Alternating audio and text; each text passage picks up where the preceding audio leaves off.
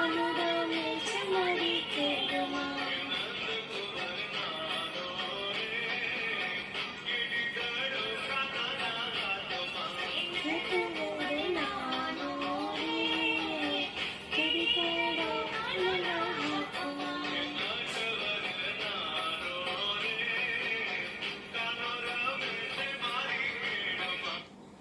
श्री गणेशाय नमः। दोस्तों, भाइयों बहनों, તૃપ્તિ જોશી શાના જય શ્રી કૃષ્ણ।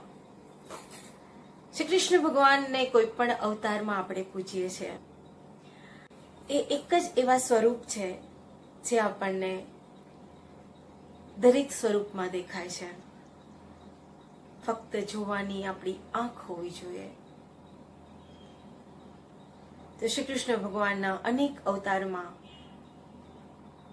વિષ્ણુ ભગવાન લાલજી મહારાજના રૂપમાં પણ આપણે એમની પૂજા કરીએ છીએ, અને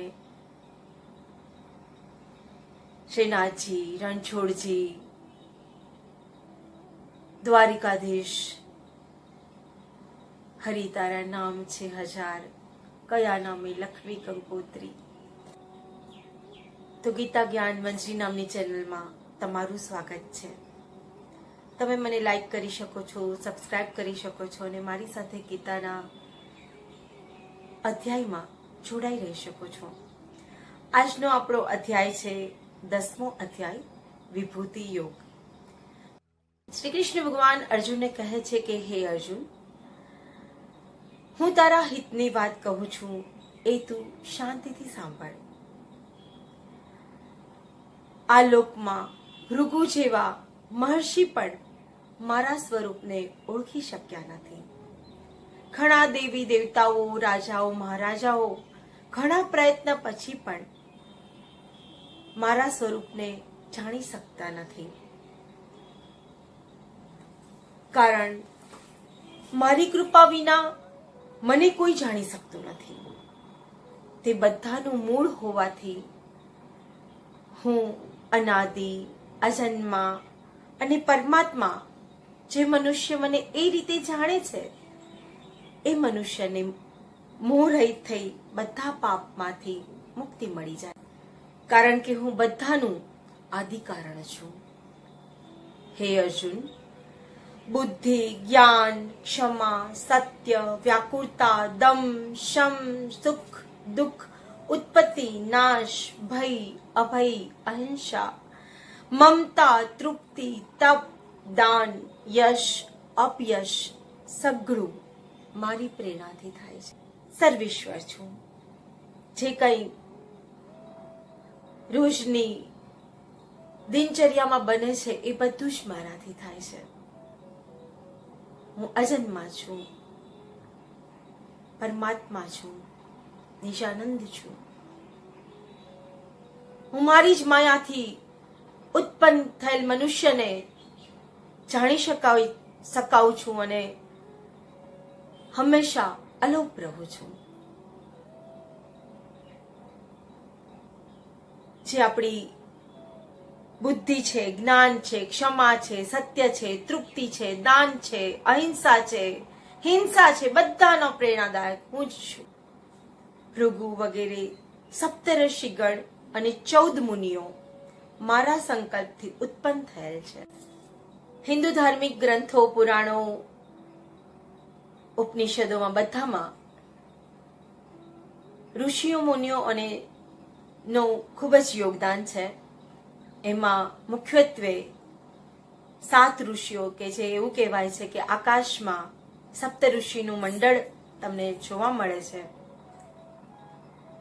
એ સપ્ત ઋષિની એક વાર્તા પણ છે કે જ્યારે રજસ્વલા બનેલી સ્ત્રીઓ જ્યાં ત્યાં અડકી ગઈ હોય, પાપ બંધનોમાંથી મુક્તિ મેળવવા માટે એ સપ્ત ઋષિનું ગુણગાન ભાદરવા મહિનાની ઋષિ પંચમી સામા પાંચમના દિવસે કરવામાં આવે છે। અને સામા પાંચમના દિવસે આખો દિવસ સામો ખાઈ સવારમાં ઉઠીને એ સપ્ત ઋષિનું આપણે દિલથી, આત્માથી એને વંદન કરીએ, એને યાદ કરીએ। વિશ્વામિત્ર, વશિષ્ઠ, ગૌતમ, જમદગ્નિ, ભારદ્વાજ, કશ્યપ, ગૌતમ આવા સપ્તર્ષિનું એક ઢગલી બનાવીને પહેલાના જમાનાની સ્ત્રીઓ એનું પૂજા અર્ચન કરતી હતી. બ્રાહ્મણોમાં ગોત્રના રૂપમાં પણ સપ્તઋષિનું જ ગોત્ર આવે છે કે કયા ગોત્રના તમે છો, તો કોઈ કૌશિક ગોત્ર, કશ્યપ ગોત્ર, ભારદ્વાજ ગોત્ર. તો ઋષિઓના સાથે બ્રાહ્મણોની પણ એક કુળ જળવાઈ રહ્યું છે. રજસ્વલાની વાત આવતા મને એક વાત આજના આ કળિયુગના સમયમાં કહેવાનું મન થયું છે, તો હું કહું છું કે પહેલાના જમાનામાં લોકો ધર્મના સાથે ઘણી બધી વાતો દ્રઢ કરી દેતા હતા કે જેથી એને આપણે માનવા માટે મજબૂર થઈ જઈએ. પણ એક સાયન્ટિફિક રીઝન બધી જ વાતોમાં કે બધી જ વાર્તાઓ પાછળ છે. વાર્તાઓ એટલા માટે કે બધા જ ભણેલા ગણેલા ના હોય, તો આપણે ફક્ત ધર્મ સાથે સંકળાયેલા હોય એટલે ધર્મ આવું કહે છે એમ કરીને આપણે એ વાતને માનીએ અને આપણે એ પ્રમાણે કરવા તત્પર બનીએ.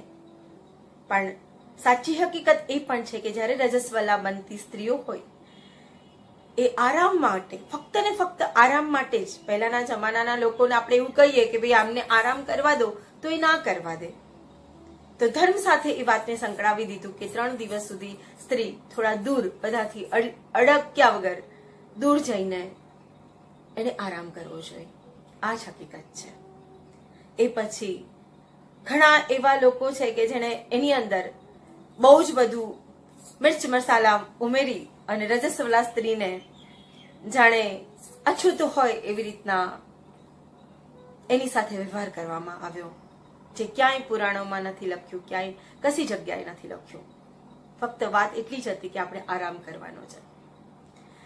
તો આવી રીતના સપ્તઋષિ 14 મુનિઓ મારા સંકલ્પથી ઉત્પન્ન થયેલ છે, જે ને આ બધી પ્રજાઓ પણ એમની જ છે. મારા આ વિભૂતિ યોગને તત્વથી જાણે છે તે અવિચળ યોગ પ્રાપ્ત કરનારા બને તેમાં શંકા નથી. મારા આ રૂપને જાણે છે. સપ્તઋષિ કે 14 મુનિઓ મારી જ આજ્ઞાથી ઉત્પન્ન થયેલા છે, મારો જ સંકલ્પ છે. કારણ કે એક ભગવાન બધાને કેવી રીતના પહોંચી શકે, એટલે જ એને સમાજ બનાવ્યો. બધા જ કુળના એક ઋષિ મુનિઓ પણ છે કે જે એક ધર્મગુરુ પણ હોઈ શકે, વડીલો હોઈ શકે, માતાના રૂપમાં માં આપી દીધી. હું આખા જગતની ઉત્પત્તિનું કારણ છું. આ આખું જગત મારી જ મારફતે પ્રવૃત્તિમાન બને છે એમ સમજી જે શ્રદ્ધા રાખી મને ભજે છે, મારામાં રહે છે, એ પંડિત જ્ઞાની મનુષ્ય નો અંધકારમાંથી, જીવનના અંધકારમાંથી એનો નાશ થઈ જાય છે. અર્જુન શ્રી કૃષ્ણને પૂછે છે કે હે ભગવાન, આપ પરમ બ્રહ્મ, પરમાત્મા, પરમ પવિત્ર છો. આપને 100 ઋષિ, જન, સનાતન, દિવ્ય પુરુષ, અજન્મા ને સર્વવ્યાપી કહે છે. તે રીતે દેવઋષિ નારદ, અસિત ને દેવલ ઋષિ મહર્ષિ વ્યાસને આપ પોતે પણ કહો છો. જે કાંઈ આપ મને કહો છો એ સર્વને સત્ય માનું છું. દેવો અને દાનવો તમારા આ લીલામય સ્વરૂપને જાણતા નથી, તો આપ જ તમે કહી શકો છો. હે યોગેશ્વર, હું કયા પ્રકારે, કયા ભાવોથી આપનું ચિંતન કરું? આપની યોગ શક્તિ, આપની વિભૂતિ વિશે આપ મને વિસ્તારથી કહો. શ્રી કૃષ્ણ ભગવાન જવાબ આપે છે કે હે અર્જુન, મારા વિસ્તારનો કોઈ પાર નથી, કોઈ અંત નથી, પણ છતાંય હું મુખ્ય વિભૂતિ વિશે તને કહું છું, તું સાંભળ. હું બધા પ્રાણીમાં હૃદયમાં રહેલો છું ને સર્વભૂતોનો આદિ અને અંત પણ હું જ છું. હું આદિત્યોમાં વિષ્ણુ, પ્રકાશોમાં રવિ, મનુષ્યમાં મારીચી, નક્ષત્રોમાં તારા ને ચંદ્રમાં હું છું. વેદોમાં સામવેદ, દેવોમાં ઇન્દ્ર, ઇન્દ્રિયોમાં મન, ભૂતોમાં ચેતના, રુદ્રોમાં શંકર, યક્ષોમાં કુબેર, વસુઓમાં અગ્નિ, ગિરિયોમાં મેરુ, પુરોહિતોમાં બૃહસ્પતિ, સેનાપતિઓમાં કાર્તિક સ્વામી, જળાશયોમાં સાગર, મહર્ષિઓમાં ભૃગુ, વાણીમાં ઓમ, યજ્ઞોમાં જપ યજ્ઞ પણ હું જ છું. સ્થવારોમાં હિમાલય, વૃક્ષોમાં પીપળો, દેવર્ષિઓમાં નારદ, ગાંધર્વોમાં ચિત્રરથ, સિદ્ધોમાં કપિલ મુનિ, ઘોડાઓમાં ઉચ્ચિશ્રવા, ગજેન્દ્રોમાં એરાવત, પુરુષોમાં શનિ, હથિયારોમાં વજ્ર, ગાયોમાં કામધેનુ, પ્રજોતપતિમાં કામદેવ, સર્પોમાં વાસુકી, નાગોમાં શેષનાગ ને જળચરોમાં વરુણ પણ હું જ છું. તું મને બધી જ જગ્યાએ જાણ, સર્વસ્વ હું છું. પિતૃઓના અર્યમાં, સંયમ કરનારાઓમાં યમ, દૈત્યોમાં પ્રહલાદ, ગણતરી કરનારામાં કાળ, પ્રાણીઓમાં સિંહ, પક્ષીઓમાં ગરુડ, શસ્ત્રધારીઓમાં શ્રીરામ, માછલાઓમાં મગર ને નદીઓમાં ગંગા હું જ છું. આમ સૃષ્ટિનું આદિ, મધ્ય અને અંત હું જ છું. વિદ્યાઓમાં અધ્યાત્મ વિદ્યા, વાદ વિવાદ કરનારાઓમાં વાદ, અક્ષરોમાં અકાર, સમોસામાં દ્વંદ સમાસ ને અવિનાશી એવા કાળને સર્વત્ર જોનાર દાતા અંતર્યામી પણ હું જ છું.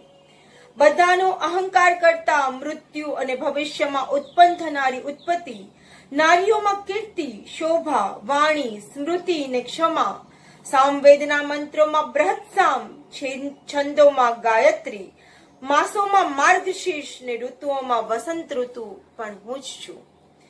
છળ કરનારામાં જુગાર, તેજસ્વીઓમાં તેજ, વિજય કરતાઓમાં જય, ધંધાઓમાં ઉદ્યોગ, સાત્વિકોમાં સત્ય, યાદવોમાં વાસુદેવ, પાંડવોમાં ધનંજય, વેદાર્થમાં મનનશીલ, મુનિઓમાં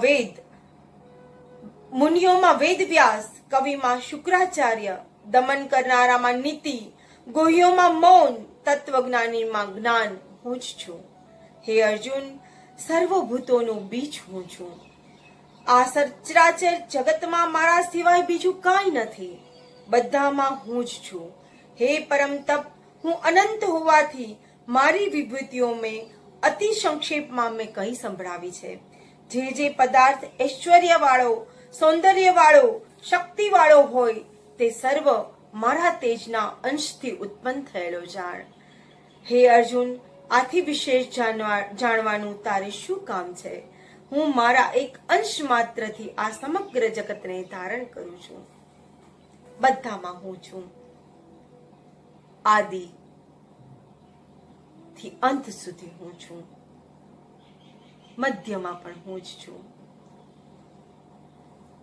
તું કયા રૂપમાં મને પ્રાપ્ત કરવા માંગે છે, બસ એ તારે વિચારવાનું છે. તું જે રૂપમાં મને જોવા માંગીશ એ રૂપમાં હું તને મળી જઈશ. અને જે મને માને છે, જે મને જાણે છે, જે મને સમજે છે, એ પરમ પદને પ્રાપ્ત કરે છે, પરમ શાંતિની અનુભૂતિ કરે છે. આખી સૃષ્ટિનો પાલનહાર છું, રચયિતા છું. इति श्रीदेवाखंडे ब्रह्म विद्यायाम योग शास्त्रे श्री कृष्ण अर्जुन संवादे 10मो अध्याय विभूति योग नामनो संपूर्ण. श्री कृष्ण कन्हैया लाल की जय. जय श्री कृष्ण.